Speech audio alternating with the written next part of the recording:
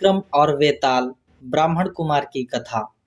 उज्जैनी नगरी, जिसे देवभूमि के बाद तीसरे स्थान की श्रेष्ठता प्राप्त है, वहां के एक प्रतिष्ठित ब्राह्मण देवस्वामी के घर चंद्रस्वामी नामक एक पुत्र का जन्म हुआ। चंद्रस्वामी ने अपनी युवा अवस्था में अनेक विद्याओं का अध्ययन किया, लेकिन दुर्भाग्यवश उसे जुए की लत लग गई। एक दिन वह बड़े जुआ घर में गया और वहां अपना सब कुछ हार बैठा, संपत्ति, वस्त्र और यहाँ तक कि उधार लिया हुआ धन भी। जब वह अपना कर्ज चुकाने में असमर्थ रहा, तो जुआ घर के मालिक ने उसे बुरी तरीके से पीटा। घायल अवस्था में 3 दिन तक वहीं पड़ा रहा। जुए घर के मालिक ने अपने साथियों को उसे मारकर किसी कुएं में फेंकने का आदेश दिया, लेकिन वे उसे जंगल में अधमरा छोड़कर चले गए। होश में आने के बाद चंद्रस्वामी ने स्वयं को एक निर्जन वन में पाया। वहां एक शिवालय था। चोटों और थकान से बेहाल उसने शिवालय में शरण ली। तभी वहां एक महातपस्वी आया। उसकी कृपा से चंद्रस्वामी को आश्रय और भोजन मिला। तपस्वी ने अपनी दिव्य विद्या से हर रात चंद्रस्वामी को सुख और विलास, समृद्धि का अनुभव कराया।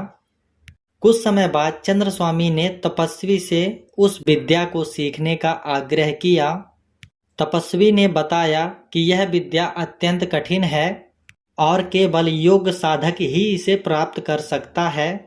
साधना के दौरान साधक को मायाजाल का सामना करना पड़ता है, जिसमें वह अपने पूर्व जन्म, परिवार और झूठे संबंधों में उलझ सकता है। फिर भी चंद्रस्वामी ने विद्या सीखने का आग्रह जारी रखा। तपस्वी ने उसे नदी के पास ले जाकर मंत्र सिखाया और जल में उतरने को कहा। चंद्रस्वामी जल में जाकर साधना करने लगा। तभी माया ने उसे अपने जाल में फंसा लिया। उसने स्वयं को एक नए जीवन में पाया। वह किसी अन्य ब्राह्मण का पुत्र था। उसने यज्ञोपवीत संस्कार कराया, शिक्षा प्राप्त की, विवाह किया और संतानों के सुख दुख में उलझ गया। लेकिन समय पर तपस्वी ने अपनी विद्या का प्रयोग करके चंद्रस्वामी को उसकी वास्तविक याद दिलाई। माया जाल टूट गया। तब चंद्रस्वामी ने दिव्य ज्ञान प्राप्ति के लिए अग्नि में प्रवेश करने का निर्णय लिया, लेकिन माया जाल ने उसे मोह के बंधनों में फंसाने का प्रयास किया। उसने अपने माता पिता और पत्नी बच्चे को रोते बिलखते देखा। अपने गुरु पर विश्वास करते हुए उसने अग्नि में प्रवेश किया। अग्नि के स्पर्श से चंद्रस्वामी को शीतलता का अनुभव हुआ और माया पूरी तरह से समाप्त हो गई। जब वह अग्नि से बाहर आया तो उसने अपने गुरु को प्रणाम किया और सारी बातें बताई, लेकिन गुरु ने पाया कि उसकी विद्या और उसका प्रभाव नष्ट हो चुका था।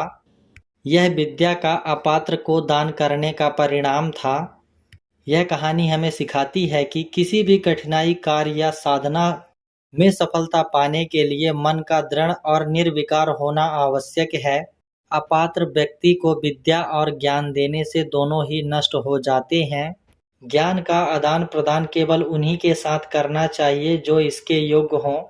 बेताल ने यह कथा सुनाकर विक्रमादित्य पहली कही शपथ का स्मरण कराया और उनसे पूछा, राजन, मेरा संशय दूर करो और बताओ कि बताई हुई सारी क्रियाएं करने के बाद भी उन दोनों की विद्या नष्ट क्यों हो गई। बेताल की बात सुनकर राजा विक्रमादित्य ने उत्तर दिया, यह तो मैं नहीं जानता कि इस प्रकार आप केवल समय ही व्यतीत करते रहते हैं। फिर भी मैं बताता हूँ। जब तक एक मनुष्य का मन दुविधा से रहित, धर्मयुक्त, निर्मल और सुदृढ़ नहीं होता, तब तक केवल ठीक तरह से कोई दुष्कर कार्य करने से ही उसे सिद्धि प्राप्त नहीं होती। वह मंदमती ब्राह्मण युवक चंद्रस्वामी का काम करके भी दुविधा में पड़ गया था। इसी से उसे सिद्धि प्राप्त नहीं हो सकी और अपात्र शिष्य को देने के कारण गुरु की सिद्धि भी जाती रही। राजा के ऐसे कहने पर बेताल पुनः उसके कंधे से उतरकर अदृश्य रूप से अपने जगह पर चला गया। उसके पश्चात राजा भी उसी प्रकार उसके पीछे पीछे गया।